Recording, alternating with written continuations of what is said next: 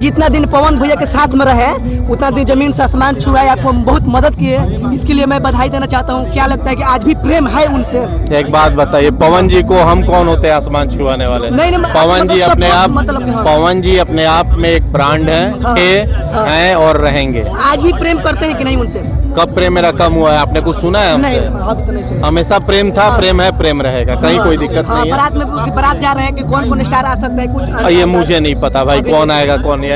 लेकिन बारात अभी आप जाएंगे ना? अंकुश भैया? हाँ, हम लोग बारात जा रहे हैं। अंकुश भैया बहुत मतलब महान काम किए हैं, पूरा बिहार में गड़गड़ा गया है कि अपने शादी के साथ 11 गो लड़की के भी शादी किए हैं। ये बहुत बड़ी बात है और इससे ये अंकुश राजा का ही नाम नहीं हुआ है, इससे पूरे भोजपुरी समाज और भोजपुरी सुनने वाले बोलने वाले सबका नाम हुआ है। पूरा बिहार में चर्चा चल रहा है, घर घर पे ये सब। चलिए भैया आपसे बात एकदम चर्चा होगा। बहुत अच्छा लगा। जय श्री राम।